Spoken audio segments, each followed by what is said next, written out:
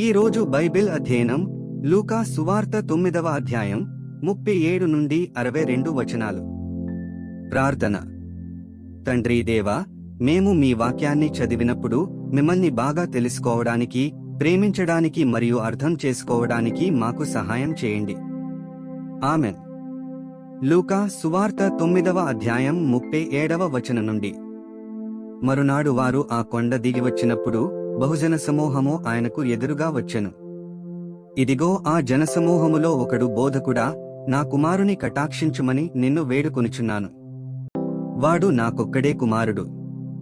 ఇదిగో, ఒక దయ్యము వాని పట్టినప్పుడు వాడు అకస్మాత్తుగా కేకలు వేయును. నురుగు కారునట్లు అది వానిని విలవిలలాడించుచు గాయపరచుచు వానిని వదలకుండును. దానిని వెళ్లగొట్టుడని నీ శిష్యులను వేడుకొంటినిగాని వారిచేత కాలేదని మొర్రపెట్టుకొనెను. అందుకు యేసు, విశ్వాసములేని మూర్ఖంతరము వారలారా, నేనెంతకాలము మీతో కూడా ఉండి మిమ్మును సహింతును? నీ కుమారుని ఇక్కడికి తీసుకుని రమ్మని చెప్పెను. వాడు వచ్చిచుండగా ఆ దయ్యము వానిని పడద్రోసి విలవిలలాడించెను. యేసు ఆ అపవిత్రాత్మను గద్దించి బాలుని స్వస్థపరిచి వాని తండ్రికి అప్పగించెను. గనుక అందరూ దేవుని మహాత్మ్యమును చూచి ఆశ్చర్యపడిరి.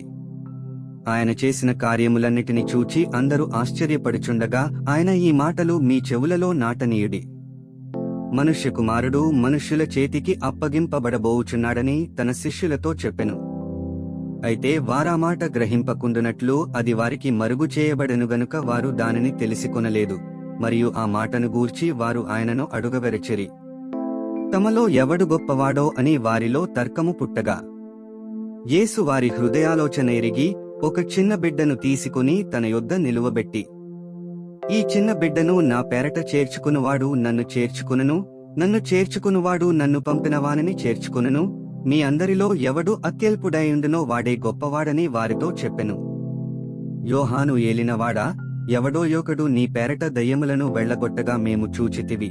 వాడు మనలను వెంబడించువాడు కాడు గనుక వానిని ఆటంకపరచితిమని చెప్పెను. అందుకు యేసు, మీరు వానినాటంకపరచకుడి.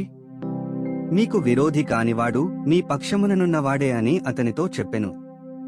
ఆయన పరమునకు చేర్చుకొనబడు దినములు పరిపూర్ణమగుచున్నప్పుడు ఆయన యెరూషలేమునకు వెళ్ళుటకు మనస్సు స్థిరపరచుకుని తనకంటే ముందుగా దూతలను పంపెను.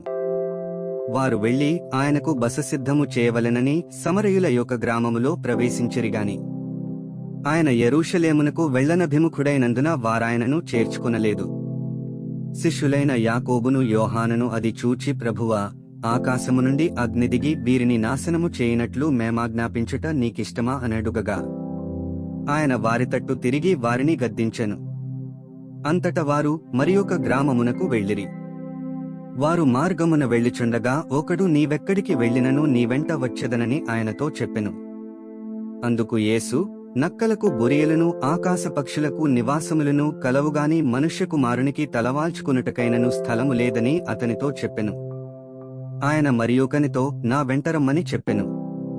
అతడు, నేను వెళ్లి మొదట నా తండ్రిని పాతిపెట్టివచ్చుటకు సెలవిమ్మని మనవి చేసెను. అందుకాయన, మృతులు తమ మృతులను పాతిపెట్టుకుననిమ్ము, నీవు వెళ్లి దేవుని రాజ్యమును ప్రకటించుమని వానితో చెప్పెను.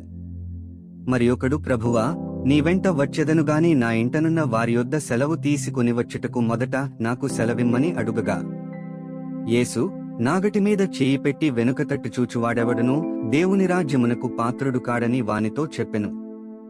62 వచనాలు చదివియున్నాము. ముగింపు ప్రార్థన. సర్వశక్తిమంతుడైన దేవా, చదివిన వాక్యాన్ని మా హృదయంలో ఉంచుకుని మీ మార్గాల్లో, మీ సత్యంలో మరియు మీ జీవితంలో జీవించడానికి మాకు సహాయం చేయండి. ఆమెన్.